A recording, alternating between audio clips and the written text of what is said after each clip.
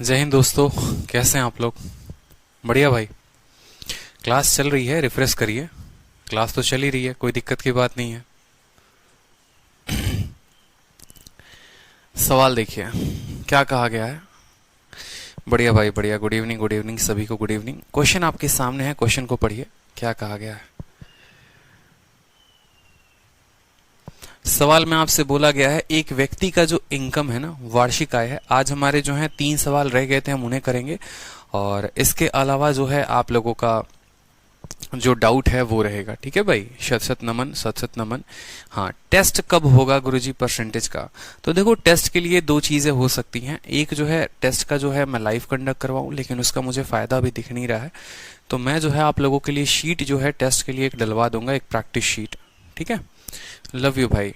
ठीक है, चलो तो आप लोगों की टेस्ट के लिए एक प्रैक्टिस शीट डल जाएगी, परेशान नहीं होना है।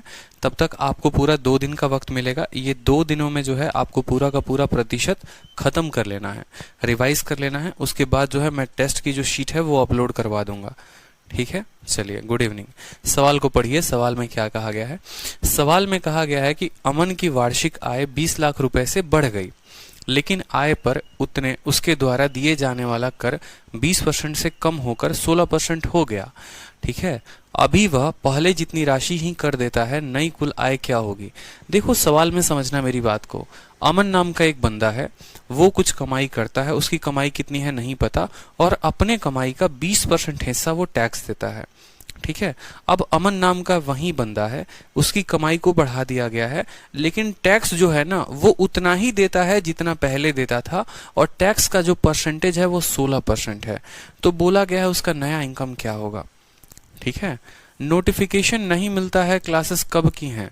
आकाश कुंडू, रोज शाम 5 बजे क्लास होती है। ठीक है भाई, आप लोग को पता है परसेंटेज अभी 5 बजे चल रहा था, और आज ये लास्ट क्लास होगी परसेंटेज की, शीट नंबर 2 की। ठीक है, तो परेशान नहीं होना है। अब समझो मेरी बातों को, मैं क्या कहना चाहता हूँ। क्या आप इस सवाल को कंपेयर कर सकते हैं ड्राई फ्रूट और फ्रेश फ्रूट के सवाल से, जहां पर हमने आपको पढ़ाया था, अगर आपको याद होगा तो, कि एक फ्रेश फ्रूट होता है यानी अंगूर होता है, और एक ड्राई फ्रूट होता है यानी किशमिश होता है, और दोनों में जो होता है गूदे का मात्रा समान होता है। आपका ये क्वेश्चन भी उसी तरीके से है कि आपका एक पहले का इनकम है और आपका एक नया इनकम है, लेकिन दोनों इनकम में आप समान कर भर रहे हैं, समान टैक्स भर रहे हैं। ठीक है, दोनों में आपका टैक्स समान है, और फल वाले केस में दोनों में आपका गूदा समान है। तो आप फल वाले में क्या लिखते थे? बोलते थे सर फ्रेश फ्रूट का जो है 40% अगर मान लो बराबर ओल्ड फ्रूट या फिर ड्राई फ्रूट के 60% के। यही तो बोलते थे, क्योंकि आपका क्वांटिटी बराबर क्वांटिटी होता था, जो भी होता था। तो यहाँ पर जो है आप सेम कंसेप्ट पर लिखेंगे, और यहाँ पर भी आप सेम बात बोलेंगे कि सर पुराने इनकम का कितना परसेंट हम टैक्स दे रहे हैं? तो पुराने इनकम का 20%। ठीक है, पुराने वाले का 20% बराबर है नए वाले का। पुराने को हम ओ से रिप्रेजेंट करेंगे और नए वाले इनकम को एन से। पुराने वाले का 20% बराबर है सर नए वाले के कितना के? नए वाले के 16% के। इसमें किसी को कोई डाउट हो तो बता दो, क्योंकि सवाल में बोला गया है पहले जितना टैक्स देता था वो आज भी उतना ही टैक्स देता है। पहले जब हम टैक्स देते थे तो अपने पुराने इनकम का 20%, आज जो हम टैक्स दे रहे हैं वो अपने नए इनकम का 16% दे रहे हैं। यानी अगर हमें O/N का रेशियो पता करना हो, O/N का रेशियो कितना होगा? 4 से 16 को काटोगे 4 बार में, 20 को काटोगे 5 बार में, इन दोनों का रेशियो होगा हमारा 4:5। कोई दिक्कत की बात? इन दोनों का अनुपात कितना होगा? 4:5। सवाल में आपको बोला गया है कि उसका जो इनकम है वो 20 लाख से बढ़ गया है। पहले वो 4 यूनिट कमाता था, 5 यूनिट कमाता है। कितना यूनिट अधिक कमा रहा है? 1। इस 1 का मान सवाल में 20 लाख रुपए दिया गया है, और बोला गया है नया वाला इनकम कितना होगा। 1 का मान 20, तो 5 का मान कितना हो जाएगा? 100 हो जाएगा। आंसर 1 लाइन में। ठीक है, कोई दिक्कत की बात? ठीक है, पुराना इनकम पूछेगा तो 80 लाख, नया इनकम पूछेगा तो 100 लाख। ठीक है, पुराने वाले इनकम का 20% बराबर है नए वाले के इनकम के 16% के। पुराना बटे नया बराबर 4/5। 1 का मान सवाल में 20 लाख है, 5 का मान पूछा है 100 लाख। आंसर हो जाएगा। ठीक है, चलिए इसके अलावा जो है हमारे 2 और शानदार शानदार क्वेश्चन है, वो भी देख लीजिए। और तब अगर किसी को कोई डाउट होता है तो आप अपने डाउट को भी जो है विस्तृत रूप से बोलेंगे और आपके डाउट को विस्तृत रूप से जो है हल किया जाएगा। चलो सवाल में देखो, बोला गया है कि एक एग्जामिनेशन है जिसमें अनीता जो है ये सवाल नहीं था, ये सवाल नहीं था, दो अच्छे अच्छे क्वेश्चंस थे, उन पर हम आते हैं थोड़ा सा। हमें पता है वो दो शानदार सवाल कौन से हैं, ये वाले। देखिए सवाल को पढ़िए, क्या कहा गया है सवाल में, देख लीजिए। बोला गया है कि the monthly salary of a person was 50,000। उसने जो है अपने पैसे को, ठीक है, फैमिली के खर्चे में, यानी उसका कोड दे दिया गया है ई, उसके बाद टैक्स में जिसका कोड है टी, उसके बाद चैरिटी में जिसका कोड है सी, और इन तीनों पर खर्चा किया और बाकी उसकी सेविंग हो गई। जो ई था वो 60% था अपने इनकम का, टी था वो 20% ई का था, सी जो था वो 15% टी का था। और जब उसकी सैलरी को 40% से बढ़ाया गया, ठीक है, फिर उसकी सैलरी को 40% से बढ़ा दिया गया, तो उसने ई के परसेंटेज लेवल को मेंटेन रखा, लेकिन जो टी है वो 30% हो गया ई का, सी हो गया 20%। तो दोनों के सेविंग का अंतर बताइए कितना होगा। ये सवाल हो सकता है आपको बेफिजूल लग रहा हो, बहुत लेंदी है, बहुत कैलकुलेटिव है, और ये सवाल सीपीओ में आया है।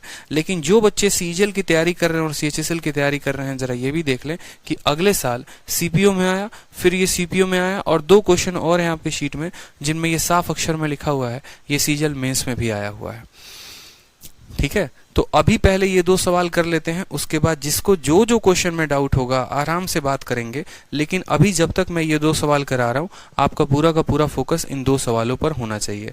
फिर उसके बाद क्वेश्चन नंबर 18, क्वेश्चन नंबर 20 और 40 सब चलेगा, कोई दिक्कत की बात नहीं है। लेकिन जब तक ये दो सवाल होंगे तब तक सिर्फ इन पे फोकस रहना चाहिए, क्योंकि ये जो दो सवाल हैं ये अच्छे सवाल हैं, ये बढ़िया सवाल है, और इसको समझना बहुत जरूरी है आप लोगों के लिए। अच्छे बच्चों की तरह समझेंगे एकदम, ठीक है। और किसी को भी ये सवाल देंगे ना जिनसे जो आपके आसपास के लेवल के हैं, तैयारी कर रहे हैं, नहीं बनेगा, फिर आप जो है यहाँ पर बना पाएंगे। ठीक है, हिंदी में थोड़ा सा मिसप्रिंट है, 50,000 है, 1.5 लाख नहीं है, तो इसको मिसप्रिंट को सुधार लीजिए, ये 1 को हटा लीजिए और कोई बात नहीं है। ठीक है, वो 50,000 है, 1 लाख नहीं है, 1.5 लाख नहीं है। अब सवाल को समझिए क्या बोला गया है। मान लेते हैं यहाँ पर ये हमारा पुराना कहानी है, ये पुराना कहानी है यहाँ पर, और ये हमारा नया कहानी है। दो सामने हमारी कहानी दी गई है, ठीक है, और दोनों कहानी में हम देखेंगे। बोला गया है कि एक व्यक्ति अपने पैसे को खर्चा करता है ई पे, टी पे, सी पे, ठीक है। उसकी इनकम कितनी है, सैलरी जो है यहाँ पर उसकी इनकम जो है वो 50,000 रुपए है, ठीक है। और उसके खर्चे कहाँ कहाँ होते हैं वो देखो, तो उसका खर्चा होता है ई पे, टी पे और सी पे, और ये सैलरी को हम इनकम का नाम दे सकते हैं कि उसका जो इनकम है वो 50,000 का है। ई पर खर्च करता है, टी पर करता है और सी पर करता है, ठीक है।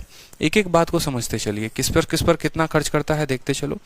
बोला गया है जो ई पर खर्चा करता है वो 60% होता है उसके इनकम का, यानी इसका 60%, 50,000 का 60% कितना होता है, 30,000 होता है, ठीक है। फिर उसके बाद बोला गया है ई पर खर्चा करने के बाद जो है, ठीक है, 60%, टी पर जो खर्चा करता है वो 20% करता है इसका, ई का 20%, 30,000 का 20% कितना होता है बताओ जल्दी से, 6,000 रुपए होता है। देख लो, इसका जो है कितना परसेंट, 60% ई है, और ई का 20% कितना है, सी है, और 15% जो है टी का वो कौन है, सी है। देखो यहाँ पर एक एक लाइन को पढ़ो, सवाल में बोला गया है E was 60% of income, E was 60% of income, clear हो गया। दूसरी line T was 20% of E, T जो है इसका 20% है, क्लियर हो गया। जो C है वो 15% है T का, C जो है इसका 15% है। 6,000 का 10%, 600, और 5% 300, यानी इसका 900 हो जाएगा टोटल। तो इस तरीके से जनाब के टोटल खर्चे जो आएंगे वो कितने आएंगे, 36,900 रुपए उन्होंने खर्च कर दिया है। 36,900 रुपए उन्होंने खर्च कर दिया है। तो उनका जो सेविंग है वो कितना है वो बताओ। ये तीन क्या है, ये तीन इनके खर्चे हैं, और 50,000 में से 36,900 किसी बंदे ने खर्च कर दिया, तो 36,900 में से जो है 13,100 उसका क्या हो जाएगा, सेविंग हो जाएगा। यहाँ पर आप बोलोगे सर 13,100 जो है वो सेविंग है, कोई दिक्कत की बात यहाँ पे। क्वेश्चन क्लियर नहीं दिख रहा, क्वेश्चन शुरू में हमने बता तो दिया था आपको, ठीक है, क्वेश्चन शुरू में ही हमने आपको दिखा दिया था। अगर आप सिर्फ इंग्लिश देखना चाहेंगे तो आप इंग्लिश देखिए लीजिए।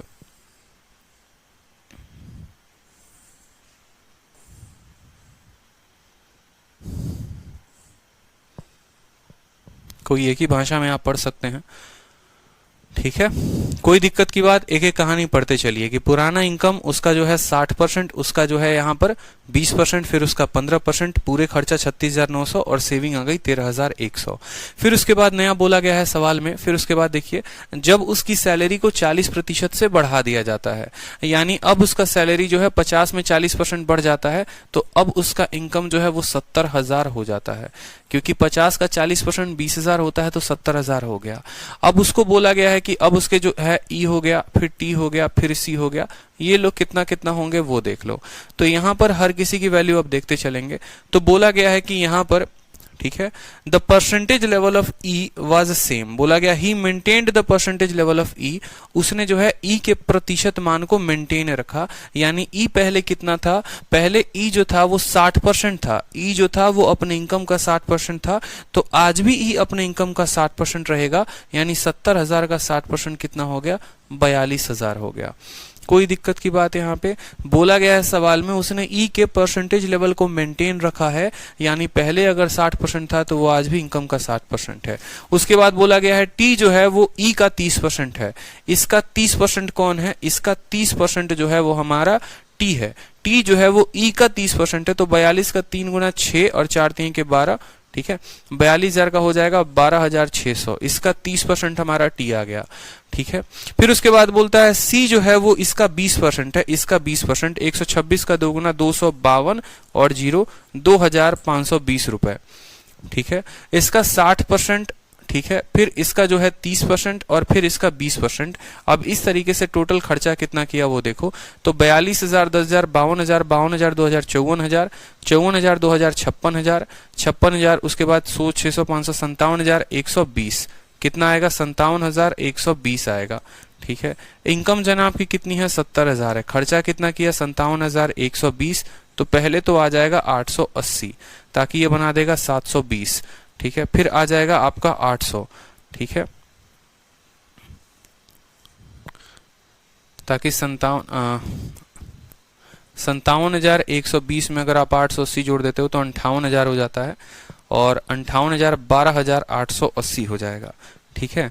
अब यहां पर आप इनका अंतर देखो, इन दोनों के सेविंग का अंतर कितना होगा, ये इसका सेविंग है, तो 13,100 में से जो है 880 को आप घटाएंगे तो आपका सेविंग आ जाएगा 220 रुपए, जो है दोनों का अंतर आ जाएगा सवाल में, 220 रुपए इनके सेविंग का अंतर है। और सवाल में बोला गया है डिफरेंस बिटवीन देयर सेविंग, उन दोनों के सेविंग का अंतर कितना होगा, तो क्या कहीं पर 220 रुपए दिया गया है, option number D for Delhi जो है वो करेक्ट आंसर है, ठीक है। Option number D for Delhi जो है वो करेक्ट आंसर है। परेशान मत हो, मैं इसको थोड़ा सही करता हूं यहाँ पे, ठीक है, आपको परेशान नहीं होना है।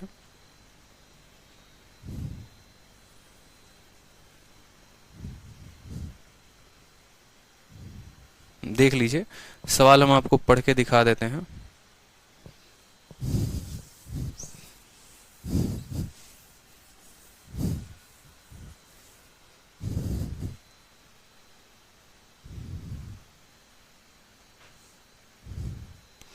ये आपका सवाल है, एक एक लाइन पढ़ लो और उसके अकॉर्डिंग जो है आप उसको मिला लो, एकदम एक एक बात बोला गया है, मंथली इनकम से लेकर हर चीज यहाँ पर दी गई है।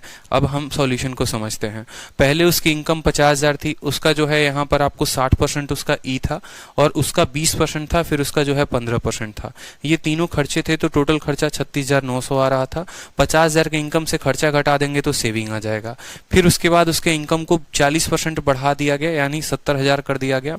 अब ये 60% है इसका 20% ये है, और यहाँ पर फिर इसका जो है वो 30% है और इसका 20% है। सभी खर्चे को जोड़ा गया, 57,120 आया, ठीक है। उसके इनकम से उसके खर्चे को घटाया गया तो सेविंग आया। पहले सेविंग इतना था, अब सेविंग इतना है, तो दोनों के बीच में जो अंतर है वो कितना है, 220 का अंतर है। देखो एक्चुअली में ये जो सवाल है ये कैलकुलेटिव है और कुछ नहीं है। इस सवाल में ज्यादा कैलकुलेशन ठूसने की कोशिश की गई है अनावश्यक, ताकि आपका समय बर्बाद किया जाए, बट कोई दिक्कत की बात नहीं है, इसमें थोड़ा कंसेप्ट क्लियर रहेगा तो कोई परेशानी नहीं होगी, ठीक है। समझ में आया बात। चलो अगला सवाल देखो सेम इसी तरीके से है कि ए का जो सैलरी है वो कितना है, 75,000 है। वो फैमिली खर्चे पर ई पर खर्चा करता है, टी पर करता है, फिर सी पर करता है। ठीक है, बाकी उसकी सेविंग होती है।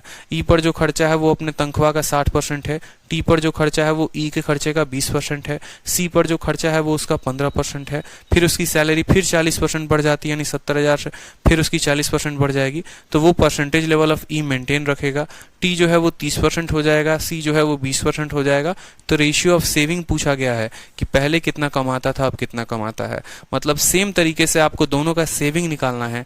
इस क्वेश्चन में दोनों के सेविंग का अंतर पूछा गया था और इस क्वेश्चन में दोनों के सेविंग का रेशियो पूछा गया है। तो ये सवाल मुझे लगता है आप कर लेंगे, इसलिए सवाल मैं आपके लिए छोड़ रहा हूं पीजीडब्ल्यू। सेम स्टेप आपको करना है, क्योंकि ये सवाल अगर आप नहीं करेंगे तो आपको पिछला क्वेश्चन भी याद नहीं होगा, और अगर आपको पिछला क्वेश्चन याद नहीं होगा तो जो 20 मिनट तक हमने ये क्वेश्चन करवाए थे वो मेरा 20 मिनट बेकार चला जाएगा और शायद आपके 2 नंबर भी कट जाएंगे। तो आपको इस क्वेश्चन को बनाने के लिए पिछले को जरूर देखना पड़ेगा, और जब आप पिछले को देखेंगे तो आपको दोनों याद हो जाएंगे।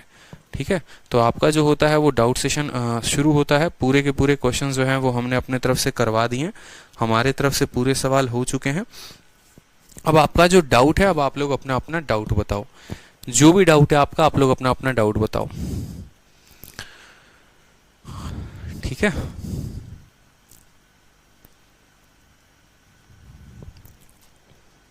डाउट बताइए आप लोग। जो भी डाउट है लिखते चलिए, मैं एक बार नोट कर लूंगा, ये फाइल सेव हो जाएगी। तो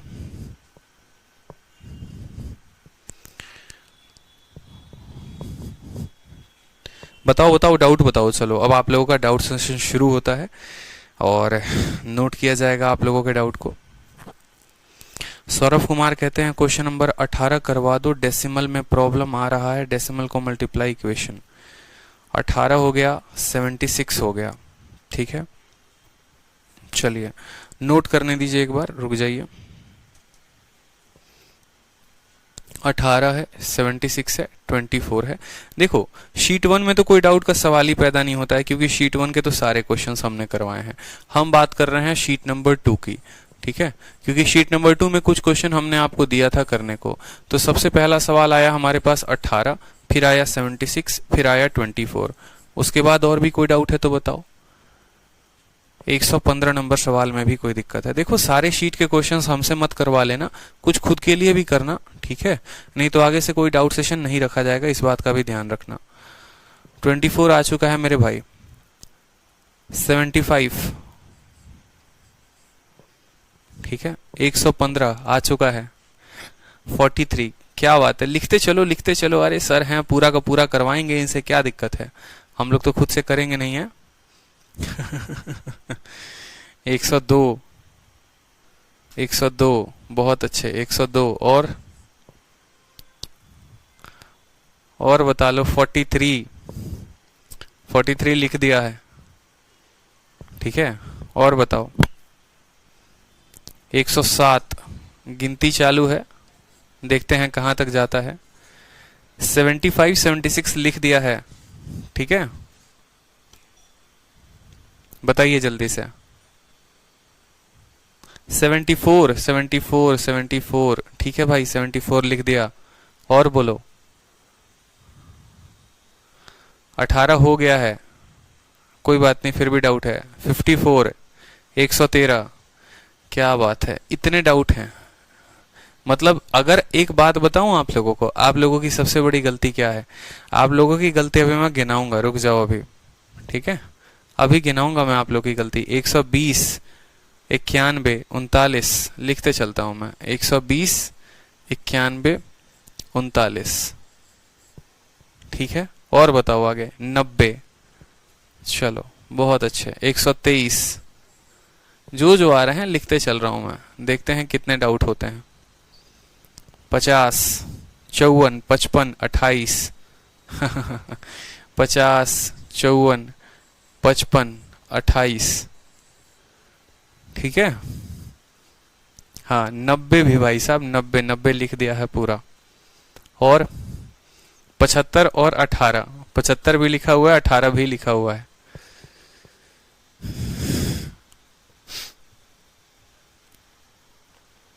एक 123 लिखा हुआ है। 50 नंबर लिखा हुआ है। हाँ ठीक है, 50 नंबर लिखा हुआ है। और बताओ।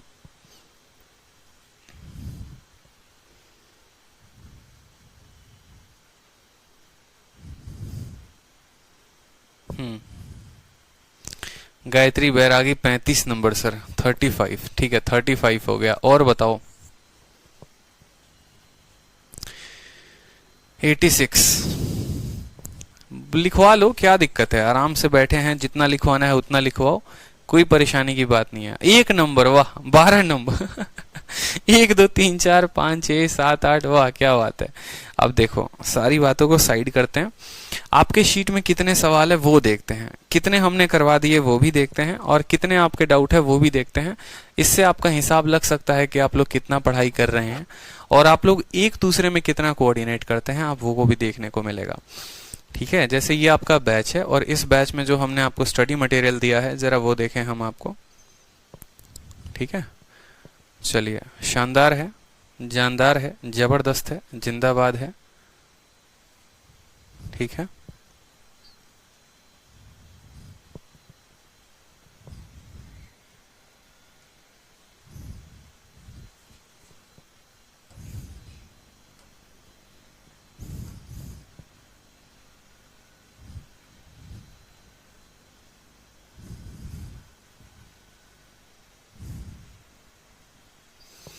ये आपका प्रॉफिट लॉस का शीट है। ठीक है, पूरा का पूरा शीट हो गया ना आपका ये। अब इस शीट में जो है आप लोगों के डाउट भी होंगे, काफी ज्यादा डाउट है, डाउट भी देखे जाएंगे, तो बिल्कुल डाउट देखा जाता है। ये बड़ी विकट समस्या है इसमें। हम्म। तो इस तरीके से पूरा का पूरा आपका ये शीट है। अब देखो शीट में क्या है, एक कहानी को समझना बड़े अच्छे से। आप लोगों की गलती क्या है, नीतीश कुमार, आप जो क्वेश्चन टाइप करके भेज रहे हो ना, वो सारे के सारे भेज देना बाद में। अभी टाइप करके लिखा हुआ आपका जो पढ़ने का वो समय नहीं है। अब आप लोगों को एक बात समझना पड़ेगा, जैसे अभी जब मैं डाउट लिख रहा था ना, तो बहुत बच्चे कह रहे थे कि सर सिर्फ मेरे 2 डाउट हैं, कोई कह रहा था सिर्फ मेरा 1 डाउट है, कोई कह रहा था कि सर बाकी मेरा कोई डाउट नहीं है। तो एक चीज सोचो कि अगर हम पूरा चैप्टर करते हैं और पूरा चैप्टर करने के बाद फिर हम उसके डाउट सेशन लेते हैं, इस सीट में टोटल जो है मुझे लगता है 100 या 120 ऐसे ही करके सवाल थे, जिसमें 70-80 सवाल मैंने करवा दिए थे। मुश्किल से 30 क्वेश्चन मैंने छोड़े होंगे। उस 30 क्वेश्चन को जो जो मैंने छोड़ा है ना, वो सारे के सारे वापस से डाउट बन के आ गए हैं। ठीक है, वो सारे के सारे जो है आप लोगों के डाउट बन के आ गए हैं। पूरा डाउट आपका एकदम हूबहू वैसे डाउट बनकर आ गया है, इस बात को समझो। तो क्या इसका सॉल्यूशन ऐसा नहीं हो सकता है कि जिस बच्चे का 2 डाउट है और किसी बच्चे के 20 डाउट हैं, मतलब इस बच्चे ने 18 सवाल वो डाउट के सॉल्व कर लिए हैं। तो आप लोगों के लिए जो मैंने एक कम्युनिटी बनाई है, आज के समय में भी इतने जागरूक होने के बाद में भी आप इसका फायदा नहीं उठा रहे हो, बताओ। टेलीग्राम पर क्या आप ऐसा नहीं कर सकते हैं कि जो आपका डाउट है आप उस डाउट को भेजिए और जिनका वो क्वेश्चन सॉल्व हो गया वो सॉल्यूशन बनाकर भेजें। अगर हमने एक शीट में आपके इतने डाउट निकलवाए हैं, तो सोचिए कि आप और भी किताब सॉल्व करते होंगे, बाकी क्वेश्चंस भी सॉल्व करते होंगे। किसी को दिन में डाउट आता है, किसी को रात में डाउट आ गया, तो अगर मैंने डाउट क्लास नहीं लगाई तो फिर उस केस में आपका डाउट कैसे सॉल्व होगा। आप सभी को सिलेक्शन चाहिए, आप सभी को 2022 में रैंक चाहिए, सभी के सभी अपने लक्ष्य के लिए एकदम पागल हो, अपनी नौकरी के लिए पागल हो, लेकिन कोई किसी की मदद करना नहीं चाहता है। जो होशियार बच्चे हैं वो सोचते हैं हम किसी की हेल्प क्यों करें, और जो बाकी जो हैं डाउन टू अर्थ हैं वो खोजते हैं सर कहाँ पर हेल्प मिल जाए। ऐसे कभी किसी की हेल्प नहीं होने वाली है। आप लोग एक फ्रेंडली माहौल बनाएंगे ना, तो काफी ऊपर आप उठ पाएंगे। मैं डाउट करवाऊंगा, लेकिन जरूरी नहीं है कि हमारे पास जो आधे घंटे बचे हैं उसमें मैं पूरे के पूरे डाउट करवा दूं। और ऐसे में कितने डाउट आप लोगों को करवा सकता हूँ, मुझे ये बताओ। तो आप लोगों को जो मैंने कहा था कि आप टेलीग्राम का डाउट ग्रुप ज्वाइन करो, टेलीग्राम के डाउट ग्रुप में आप अपने डाउट भेजो, और वहां पर जिसको डाउट समझ में आता है, जो क्वेश्चन समझ में आते हैं, वो उनको सॉल्यूशन भी भेजें। क्या आप लोगों ने ऐसा किया? इसमें से जो जो आपके डाउट आए थे, आपने कितने फोटो को लेकर टेलीग्राम पर भेजा है? अभी मैं टेलीग्राम का डेटा निकालूं आप लोगों के सामने। आप लोगों को मैंने बकायदा पूरा बता भी रखा है कि आपको करना भी क्या है। आप मुझे ये बताओ, जबरदस्ती का डाउट रखोगे ना तो कभी लाइफ में आगे नहीं बढ़ पाओगे, इस बात का ध्यान रखो। ठीक है, ये हमारा टेलीग्राम है। टेलीग्राम पर मैंने आपको बकायदा बताया भी था कि आपका maths doubt group by Aditya Ranjan करके है, आप सर्च करोगे आपका आ जाएगा वहां पर। बोलो, बताया था कि नहीं बताया था?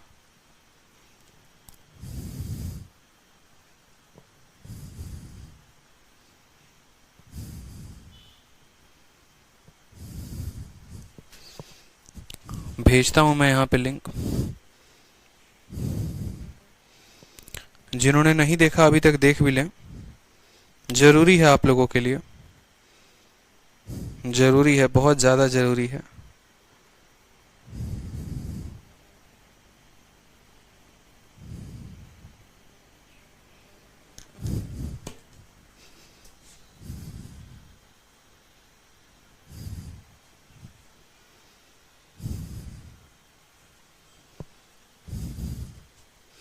ये है आपका मैथ्स डाउट ग्रुप करके, ठीक है। एक सेकंड, एक सेकंड, एक सेकंड। ये है आपका मैथ्स डाउट ग्रुप करके, पता नहीं इसमें शो नहीं कर रहा है, इसकी दिक्कत ही आती है, शो करता ही नहीं है ये।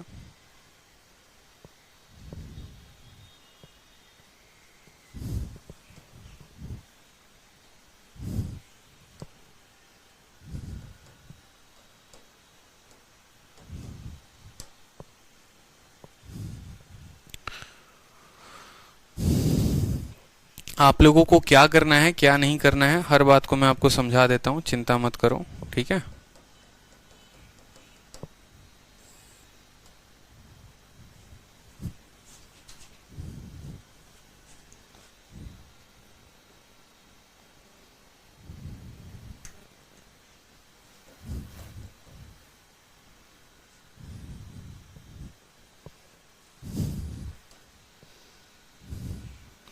ये है आपका टेलीग्राम, ठीक है, जिसमें डाउट ग्रुप है, और शांति से देख लो यहाँ पे कितने बच्चे हैं।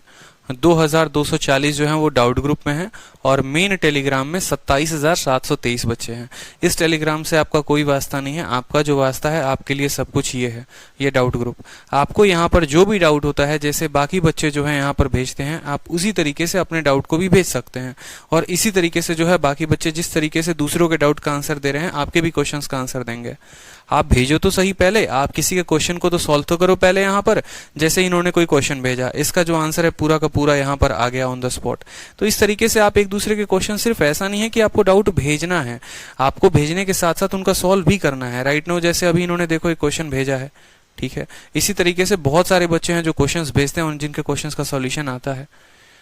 यहाँ पर और भी ऐसे बहुत अच्छे क्वेश्चन सर्कुलेट होते हैं जो किसी और के डाउट होते हैं, जो मेंस के डाउट होते हैं, ठीक है।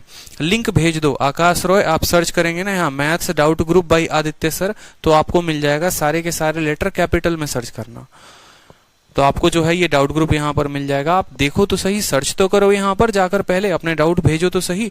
दूसरे के डाउट सॉल्व करने से क्या होता है, अपना भी कॉन्फिडेंस बिल्डअप होता है। अरे यार मैंने उसके डाउट सॉल्व कर दिए, इसका मतलब मेरा लेवल जो है वो काफी अच्छा हो रहा है, मेरा लेवल काफी इंप्रूव हो रहा है। ये भी अपने आप में कॉन्फिडेंस आता है। उस तरीके से काम तो करो आप पहले, ठीक है। तो आप जो है यहाँ पर इस डाउट ग्रुप में भेज सकते हैं जो भी आपका डाउट है। अभी जितना डाउट हो पाएगा मैं करवा दूंगा, लेकिन इसके अलावा जो भी डाउट है आपको यहाँ भेजना है।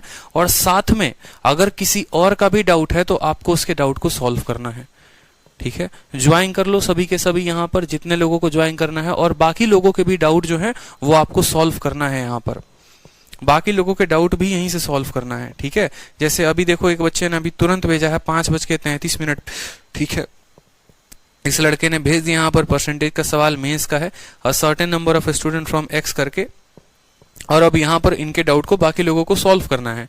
जिनसे ये क्वेश्चन 117 नंबर हो गया वो 117 बनाएंगे, जिनसे 102 हो गया वो 102 बनाएंगे। अब सभी एक ही साथ क्वेश्चन मत भेजने लग जाना, थोड़ा देर बाद रुक के भेजना, नहीं तो किसी का आंसर नहीं मिलेगा, ठीक है। किसी का आंसर कोई नहीं देने वाला है, तो आराम से जो है बाद में फुर्सत में तसल्ली लेके भेजो।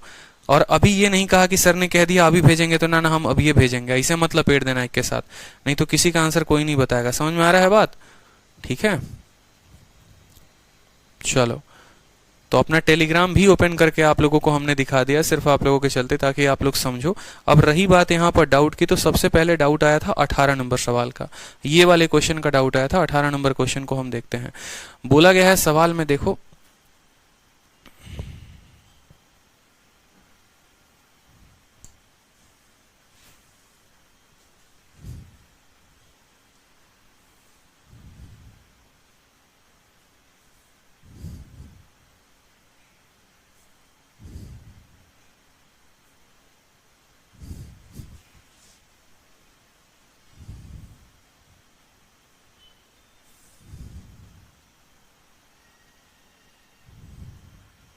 सवाल को देखेंगे एक बार। एक्चुअली शीट नहीं है ना, जिसकी वजह से दिक्कत हो रही है, नहीं तो बाकी कोई दिक्कत नहीं थी।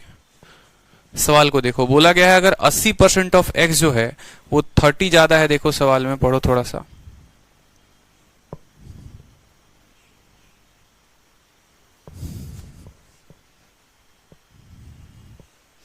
ये सभी शीट में लिंक डले हैं ना, जिसके वजह से दिक्कत हो रहा है।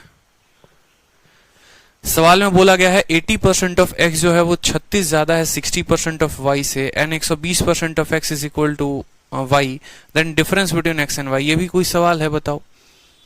ये भी कोई सवाल है, ठीक है। इसमें कोई दम है, बताना जरा। सवाल में फालतू का डाउट आपका है। सवाल में जरा पढ़ो क्या दिया गया है एक बार। बोला गया 80% ऑफ x, ठीक है। 80% ऑफ x, x का 80% कितना होगा, देखो यहाँ पे 80% ऑफ x जो है वो बराबर है किसके। सवाल में बोला गया है 36 more than 60% of y। 36 more than 60% of y लिखो यहाँ पर। 36 मोर देन 60% ऑफ y यहाँ पर बोला गया है, पहला वाला। फिर उसके बाद क्या बोला गया है, 120% of x is equal to y। 120% of x जो है वो y के बराबर है। x का 120% y के बराबर है, ठीक है। x का 120% जो है, x का 120% बराबर है किसके, y के। अब यहां वाले सवाल से सॉल्व करने के बाद आपको यहां की वैल्यू मिलेगी, देखना। तो x का 120% का मतलब क्या हो गया, x इंटू, ठीक है, यहां पर लिखोगे x इंटू 120/100 को क्या लिख सकते हो, 120/100 को 6/5 लिख सकते हो, बराबर आ जाएगा y के। तो x/y बराबर कितना हो जाएगा, 5/6 हो जाएगा। देखो यहाँ पे कोई दिक्कत की बात। 120% को लिख सकते हैं 6/5, x/y 6/5/6 आ जाएगा। यानी इसको हम 5 के कह सकते हैं, इसको हम 6 के कह सकते हैं। क्यों, क्योंकि ये रेशियो में है, ये कोई फिक्स वैल्यू नहीं है, ठीक है। देखो अभी सबके आंसर आने शुरू हो गए। अर्चना, यादव, नेहा सब उत्तर दे रहे हैं। तो x की वैल्यू 5 के और y की वैल्यू 6 के। अब यहाँ पर लिखो, यहाँ पर 80% का मतलब कितना होता है, 80% को बट्टे में लिखेंगे तो 4/5 होता है। x की वैल्यू कितनी है, x की वैल्यू 5 के है तो 5 के लिख देंगे यहाँ पर, ठीक है। 36 है तो 36 लिखो। 60% की वैल्यू होती है 3/5 और y की वैल्यू कितनी है, 6 के है तो यहाँ पर लिखेंगे 6 के लिख देंगे। 5 से आपका 5 चला जाएगा तो 4 के हो जाएगा ये, ठीक है, बराबर है 36 के। और ये 3/5, ये देखो 18/5 के हो जाएगा। कितना हो जाएगा, 18/5 के हो जाएगा। 18/5 को आप कितना लिखते हैं, 3.6 लिखते हैं। कितना लिखते हैं, 18/5 को 3.6 के लिखते हैं। 4 के में से 3.6 के चला जाएगा तो 0.4 के आएगा। और 0.4 के की कीमत कितनी है, 9 है। तो k की वैल्यू कितनी हो जाएगी, k की वैल्यू आपकी 90 आ जाएगी। सॉल्व करेंगे यहाँ पर, 4 से 90 बार में 9 बार में काटेगा, डेसिमल 0 लेके आ जाएगा। k की वैल्यू कितनी आ गई, 90 आ गई। सवाल में हमसे क्या बोला गया था, difference between x and y। x और y के बीच का अंतर हमसे पूछा गया था, ठीक है। x की वैल्यू 6 के है और y की वैल्यू जो है, सॉरी, x की वैल्यू 5 के, y की वैल्यू 6 के। दोनों का अंतर जो है वो कितने के बराबर होगा, 6 - 5 यानी k के बराबर। यानी इन दोनों का अंतर किसके बराबर होगा, 90 के। और हमारा ऑप्शन नंबर सी जो होगा वो 90 होगा, करेक्ट आंसर होगा। क्या है इस सवाल में, कुछ भी नहीं है, परेशान होना है, बताइए। एक दूसरे के डाउट तो इतना तो आप लोग सॉल्व ही कर सकते, इतने अच्छे बच्चे तो मैं आप लोगों को मानता ही हूँ, बताइए। उसके बाद 76 के लिए बहुत परेशान किया था हमारे एक स्टूडेंट ने। 76 को भी हम देखते हैं, 76 में क्या कुछ खास है, देखेंगे एक बार। अभी परेशान नहीं होना है, कोई दिक्कत की बात नहीं है। देखो एक दूसरे के डाउट सॉल्व नहीं करोगे तो आपके डाउट कोई नहीं सॉल्व करेगा, बस इतना समझ लो।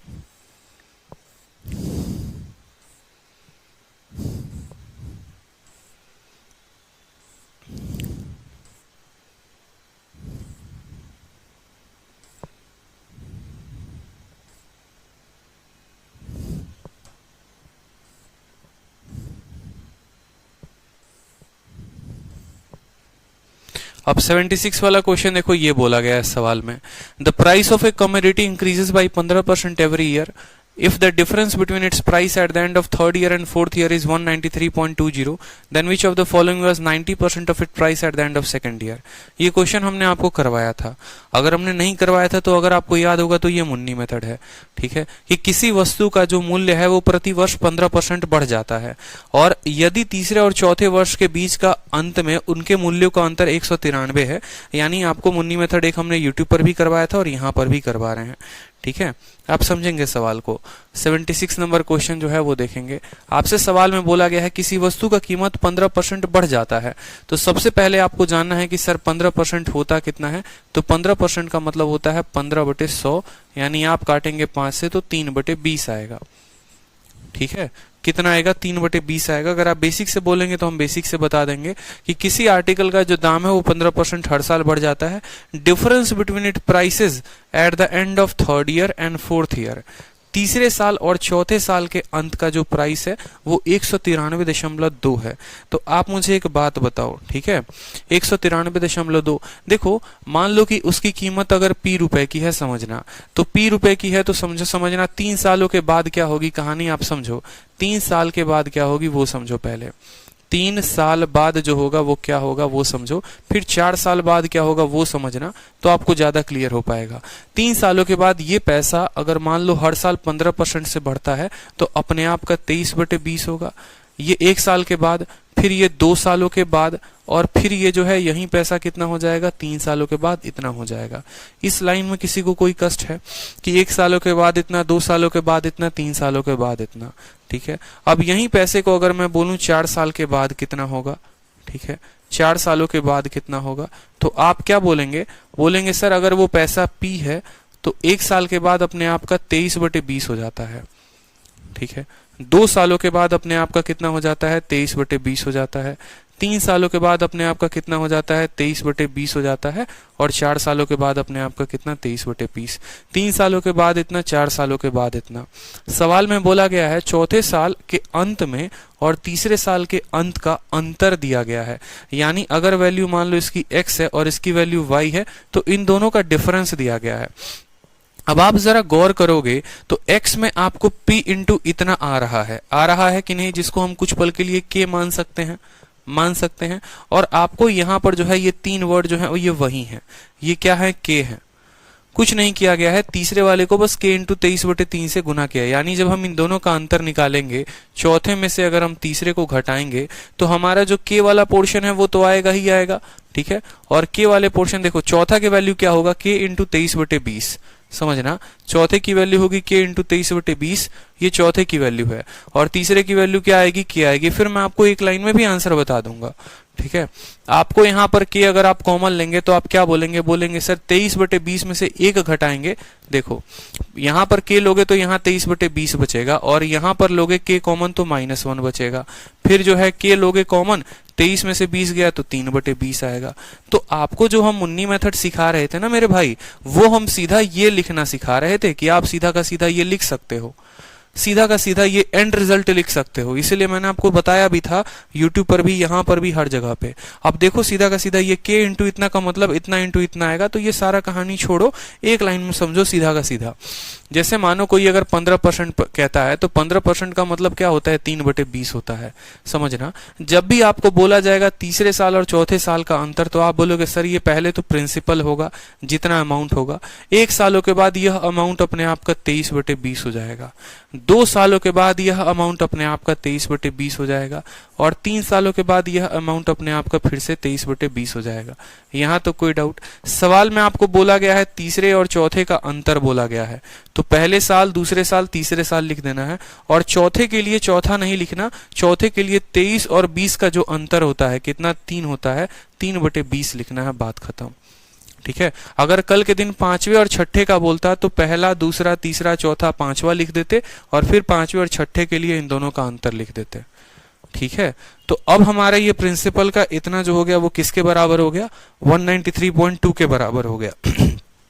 किसके बराबर, 193.2 के बराबर। तो क्या यहां से p की वैल्यू आ सकती है, बताइए? बिल्कुल p की वैल्यू आ सकती है। तो p की वैल्यू आपकी कितनी आएगी वो देखिए, तो 2 दूनी 4 दूनी 8 दूनी 16, 16 हो गया, 1 2 3 4 4 0 हो गया यहाँ पर हमारा, इंटू कितना हो गया, 193.2 हो गया, और बट्टे में कितना हो गया, 23 का पावर 4। देखो 23 का क्यूब हो गया यहाँ पर, और इंटू कितना हो गया, 3 हो गया। अभी इसको ऐसे रहने दो, छेड़ो मत। ठीक है, ये p की वैल्यू आ गई। उसके बाद बोला गया है then which of the following was 90% of it price at the end of second year. Second year में जो भी कीमत आएगा उसका 90% हमको बताना है, ठीक है, उसका 90% हमको बताना है कि इसका 90% क्या होगा। तो ये आपका पी का वैल्यू आया है, ये आपका पी का वैल्यू आया है, ठीक है, ये आपकी पी की वैल्यू आ गई है, आपको इतना ध्यान रखना है। अब पी का वैल्यू 1 साल के बाद कितना होगा, तो अपने आप का 23/20 होगा, पता है ना आपको, पी का वैल्यू 1 साल के बाद अपने आप का 23/20। 2 सालों के बाद क्या होगा, फिर से अपने आप का 23/20 होगा यहाँ पे, ठीक है। और यहाँ पर जो है ना 16,000 और 23 का क्यूब को आप ऐसे लिख लो, ये 20 का पावर 4 है और यहाँ पर आपको ये 23 का पावर 3 है, ठीक है, 20 का पावर 4 है और 23 का पावर 3 है, ठीक है। अब आपका जो हो गया ये पूरा पी का कीमत है, पी का 1 साल के बाद का कीमत, पी के 2 साल के बाद का कीमत, और बोला गया है उसका कितना परसेंट, तो उसका 90% यानी उसका 9/10। अब यहाँ पर इस सवाल का इतना बड़ा कैलकुलेशन है, चाहोगे तो आप जो है यहाँ पर, ठीक है, चाहोगे आप जो है यहाँ पर क्या कर सकते हो, ठीक है, डिजिटल सम लगा सकते हो, और नहीं तो आप जो है इसको सॉल्व करो। अगर डिजिटल सम लगाओगे तो ऑप्शंस का डिजिटल सम देखो, पहले का डिजिटल सम 9 है, ठीक है, दूसरे का डिजिटल सम जो है वो 2 है, पहले का डिजिटल सम देख लो 9 है, और ऑप्शन नंबर सी का डिजिटल सम जो है वो 2 है, ठीक है। फिर उसके बाद बाकी के डिजिटल सम देखो तो इसका 4 है और लास्ट वाले का जो है वो 5 है, इसका 4 है और लास्ट वाले का 5 है। अब आप चाहो तो या तो इसका डिजिटल सम उसके बराबर कर सकते हो, और नहीं तो आप इसको मल्टीप्लाई कर सकते हो, ये दोनों आपके ऊपर है, ठीक है। अगर आप पहले तो मल्टीप्लाई करके जाओगे तो देखो 23 का यहाँ 3 पावर है और 23 का यहाँ पर 2 पावर है, तो ये दोनों जो है इसको खत्म कर देगा, सिर्फ 1 बचेगा यहाँ पर। 20 का जो है यहाँ पर 2 पावर बचेगा यहाँ पर, बस बात खत्म, ठीक है।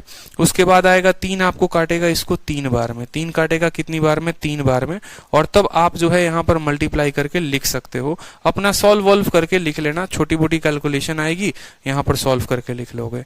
अब अगर मान लो कि आप कट्टम कुटाई नहीं खेलना चाहते हो, आप लगाना चाहते हो डिजिटल सम, कि सर हम जो है डिजिटल सम लगाएंगे, तो बस नीचे 3 नहीं बनना चाहिए, तो ये 3 को इस 3 के साथ काट दो यहाँ पर। अब देखो डिजिटल सम से कितने आसानी से बन जाएगा यहाँ पर, ठीक है। 2 का पावर 4 होता है 16, 16 का डिजिटल सम 7 होता है, 9 खत्म, 3 2 5 और 1 कितना हो जाएगा यहाँ पर 6 हो जाएगा, ठीक है। 3 2 5, 5 × 5 25, देखो यहाँ पर आ जाएगा 5, फिर दूसरा वाला आ जाएगा 5, फिर ये आ जाएगा आपका 3, बट्टे में क्या आएगा वो भी देख लो। 3 2 5, 5 का क्यूब 125, 125 का डिजिटल सम 28 हो गया, 5 2 60 1 8, 2 × 2 कितना हो गया यहाँ पर 4 हो गया। अब ऐसा नहीं है कि इसको काट देना ऊपर से, ऐसी गलती मत करना, देखो, ठीक है। 5 × 5 25, 25 × 3 75, ठीक है, और 7 × 6 कितना हो गया 42, तो 42 इंटू फिर कितना हो जाएगा 75, और बट्टे में कितना 8 चौके 32, ठीक है। अब आपको पता है 4 और 2 कितना होगा 6 होगा, और 7 और 5 12, 12 का मतलब हो जाएगा 3, ठीक है, और बट्टे में 3 2 5, ठीक है। 6 × 3 18, यानी आ जाएगा 9/5। जब नीचे 5 आता है तो किससे गुना करते हैं, जब नीचे 5 आता है तो ऊपर नीचे 2 से गुना करते हैं। क्यों गुना करते हैं, ताकि हमारा 1 बन जाए, तो 9 दूनी 18, तब भी आपका डिजिटल सम जो है 8 × 1 9 आएगा। पहला ऑप्शन जो होगा वो करेक्ट आंसर होगा, ऑप्शन नंबर ए जो होगा वो करेक्ट आंसर होगा। मैं आपको डिजिटल सम इतने विस्तारित रूप से बता रहा हूँ, नहीं तो मुझे करना होता तो मैं 1 सेकंड में इस सवाल को सॉल्व कर लेता यहाँ पे मल्टीप्लाई करके। तो पहले क्वेश्चंस के डिजिट सम देखो, अच्छे अच्छे क्वेश्चंस आ जाते हैं कभी कभी पेपर में। 1008 जो होगा इसका उत्तर होगा। कैलकुलेटर चाहो तो कैलकुलेटर निकाल कर सॉल्व कर सकते हो इस सवाल को, कोई दिक्कत की बात नहीं है। कैलकुलेटर से भी सॉल्व कर सकते हो, कोई परेशानी नहीं है।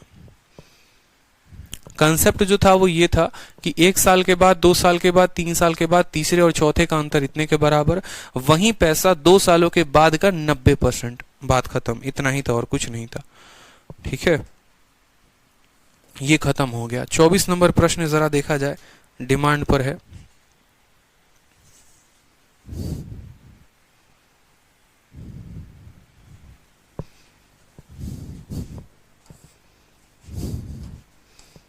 आ जाओ।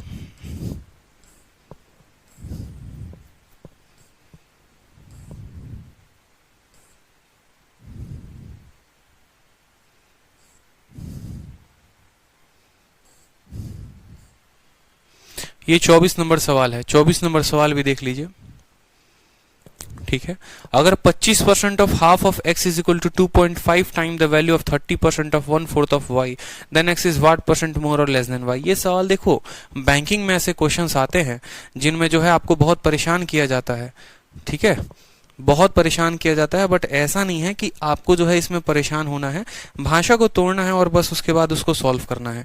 जैसे इस सवाल में देखो क्या बोला गया है, उसको समझो। यहाँ पे बोला गया है 25% ऑफ हाफ ऑफ एक्स। तो सबसे पहले बताओ 25% का मतलब कितना होता है, 1/4। हाफ का मतलब कितना होता है, 1/2।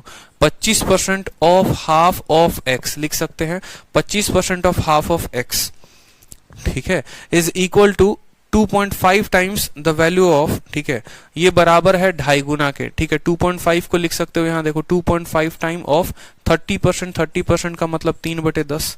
पढ़ते चलो सवाल में, 2.5 time of 30% of 1/4 of y, ठीक है, ऑफ 1/4 ऑफ y। क्या है इस सवाल में मुझे तो नहीं पता, बट देखते हैं फिर भी, ऑफ 1/4 ऑफ y। फिर उसके बाद बोला गया है then x is what percent more और लेस देन y, x का कितना परसेंट ज्यादा है या कम है, ये पूछा गया है। तो इसको जो है 2.5 को आप लिख सकते हो, 2.5 को लिखो तो 5/2 हो जाएगा आपका। कट्ठम कुटाई खेलना है और कुछ नहीं करना है। यहाँ पे आपका 2 से 2 खत्म हो जाएगा, आपका 4 से 4 खत्म हो जाएगा। x यहीं पे रहने दो और y को नीचे लेके आ जाओ, ठीक है। उसके अलावा 5 जो है वो 2 को काटेगा इसको 2 बार में, तो x के सामने 3 आएगा और y को जो है 2 आएगा। बोला गया है x कितना परसेंट y से ज्यादा है या कम है। तो पहले बताओ ज्यादा है कि कम है, बोलोगे सर ज्यादा है। कितना ज्यादा है बताओ, 1 ज्यादा है। कितने से, किससे बोला गया है कंपेयर करने को, y से। तो ये जनाब 1 ज्यादा है y से, यानी 1/2 इंटू 100, तो आपका उत्तर आएगा 50%। जिससे कंपेयर करने को बोला जाएगा उसी से कंपेयर करेंगे। समझ में आया बात। तो 50% मोर, तो आपका उत्तर क्या होगा वो भी देख लो, कौन सा आंसर है। 50% मोर जो होगा वो करेक्ट आंसर होगा। मेंस का क्वेश्चन था तो इसमें परेशान हो गए हो बस मेंस के नाम पे। हे भगवान, घोर कलयुग आ गया है, हैं? अपने डाउट पे मेहनत नहीं करते हैं, लेकिन उनको पटाना कैसे है इस बात पे मेहनत ज्यादा होती है। रात भर बैठ के पूरा प्लानिंग कर लोगे कि पाकिस्तान की भी है तो कैसे गुलाब दे के आना है वैलेंटाइन के दिन, लेकिन अपने डाउट को कैसे सॉल्व करना है ये प्लानिंग नहीं चलती है। बताओ, ये हाल है हमारे इंडिया का है।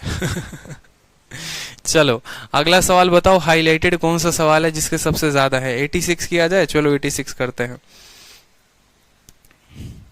उनको गुलाब कैसे देना है, ठीक है, उनके घर में अगर पड़ोसी आए, रिश्तेदार आए तो भी कैसे मिल के आ जाना है बिना पिटाए हुए, ये भी पता है। लेकिन डाउट कैसे सॉल्व होगा बताओ। अरे कलम तो उठाओ। मेरे सर कहा करते थे, हम उनसे जब डाउट पूछने जाते थे तो बचपन में, कि तुम पहले दिखाओ कि तुम उसको कितनी बार प्रयास किए हो। पहले तुम कम से कम ये तो दिखाओ कि क्या तुमने आधा कॉपी भरा है, आधा पन्ना भरा है। जब तुमने प्रयास ही नहीं किया तो हम तुम्हें क्यों बताएं तुम्हारे डाउट को। और आप जो है 1 बार बनाते हो, 2 बार बनाते हो, सोचते नहीं बना मतलब इसको डाउट में गोला मार देते हैं। बताओ, हैं? सवाल देखो, चलो। रेनू 20% अपने इनकम का सेव करती है। अगर उसके खर्चे को 20% बढ़ा दो, इनकम को 29% बढ़ा दो, तो सेविंग में कितना परसेंट इंक्रीज होगा। एलिगेशन का मेथड से बताए थे, बोलो बताए थे कि नहीं बताए थे। चलो देखो सवाल में क्या क्या बोला गया है, समझो। यहाँ पे 20% अपने इनकम का बचत करती है, खर्चे में 20% बढ़ता है, इनकम में 29 बढ़ता है। तो देखो खर्चा को कहाँ लिखते हो, यहाँ पर, और इनकम को कहाँ लिखते हो, यहाँ पर। सेविंग को कहाँ लिखते हो, यहाँ पर लिखते हो कि खर्चे का बढ़त, सेविंग का बढ़त, इनकम का बढ़त। उसके बाद बोला गया है आपको कितना परसेंट बचत करती है, 20%। तो आपको पता है कि नीचे हम रेशियो लिखते हैं, 20% का मतलब 1 का बचत है और 4 का खर्चा है। देखो 20% का मतलब कितना होता है, 1/5, यानी 5 रुपए उसकी इनकम है तो 1 रुपए बचत है। तो 1 रुपए बचत है तो सेविंग कितनी है, 4 की है। एक्स की वैल्यू आ सकती है कि नहीं आ सकती है, बताना जरा। कैसे बताए थे, 29 बराबर होगा 20 इंटू 4 80 के, प्लस x इंटू 1 कितने के, x के, डिवाइड करेंगे 4 + 1 5 से, तो 19 5 गुना कितना होगा, 145। 145 बराबर 80 + x, तो x की वैल्यू कितनी आ जाएगी, 65 आ जाएगी।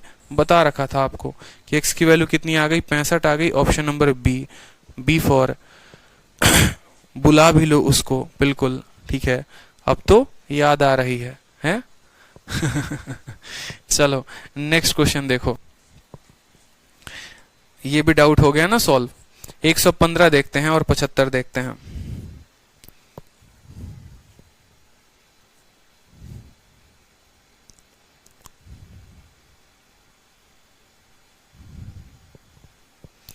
ये रहा 115 नंबर सवाल। हाँ, 115 नंबर सवाल भी देख लिया जाए भाई साहब। हाँ, ये हो गया ना, चलो तो ये डाउट नहीं, फिर भी देख लो।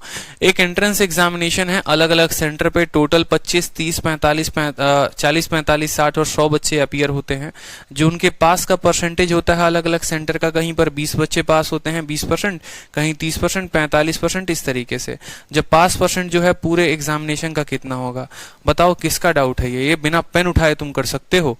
ठीक है, देखो 25 बच्चे वहां पर थे और उसके सिर्फ 20% पास हुए, यानी यहां पर 5 बच्चे पास हुए, समझना। पहले वाले सेंटर पर 25 बच्चे हैं और उसमें पास कितने हुए हैं, तो सिर्फ 20%, यानी 5 लोग पास हुए हैं। दूसरे सेंटर पर 30 लोग हैं और 30% पास हुए, यानी 9 लोग पास हुए हैं। ठीक है, तो यहाँ 5 लोग और 9 लोग कितना हो गए, 14 लोग। देखो बिना कलम उठाए करते चलोगे। फिर तुम्हारा 40 का 35% है, 40 का देखो 10%, 4 फिर 4 फिर 4, 12, 12 और 2 14, समझ में आया। तो 14 यहाँ पर था और 14 यहाँ पर, कुल मिलाकर तुम्हारे 28 हो चुके हैं।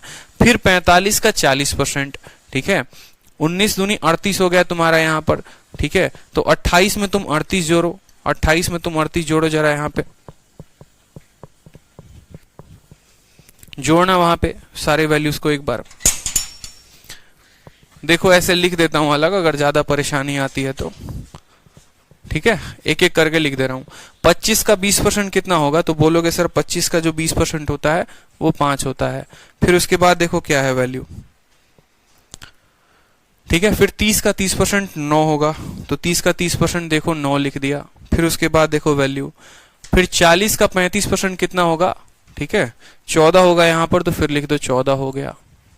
ठीक, और फिर उसके बाद जो है 45 का 40%, 45 का 10% जो है 4.5, फिर 4.5 9, और 9 और 9 कितना हो गया 18, तो यहाँ पर लिख दो 18 आपका। ठीक है, फिर उसके बाद देखो कितना है, 60 का 50% यानी 30 हो जाएगा, और 100 का 75% यानी 75 हो जाएगा। तो यहाँ पर 30 जोड़ दो और 75 जोड़ दो। इतने कुल मिलाकर बालक पास हुए हैं, इतने बालक पास हुए हैं, और कितने लोगों में हुए हैं वो भी देख लो। ठीक है, तो 100, 160, 205, 245, 275, 280 और 300, टोटल 300 लोगों में पास हुए हैं। तो इतना बटे 300 इंटू क्या करना है, इतना बटे 300 इंटू कर देना है तुम्हें 100 से। 0 से तुम्हारे दोनों 0 चले जाएंगे, सबको जोड़कर देखो 9 5 14, 14 14 28, 28 10 38, 38 8 46, 46 और 30 हो गया तुम्हारा 76 हो गया, 151 आएगा तुम्हारा। ठीक है, 75 75 150, 151 बटे 3 आ रहा है कहीं पर ऑप्शन तुम्हारा। निकटतम पूर्णांक बोला गया है ना, तो तुम्हारा 50.03 आएगा, 50.03%। ऑप्शन नंबर जो है डी फॉर दिल्ली जो होगा वो तुम्हारा करेक्ट आंसर होगा। डी फॉर दिल मांगे मोर, एकदम डी नंबर जो क्वेश्चन है वो तुम्हारा है 50%। क्लियर है, चलो तो हो गए। बाकी के मुझे लगता है क्वेश्चंस देख ही लोगे, एक बार देख लो, एक बार 75 भी देख लो एक बार क्या है।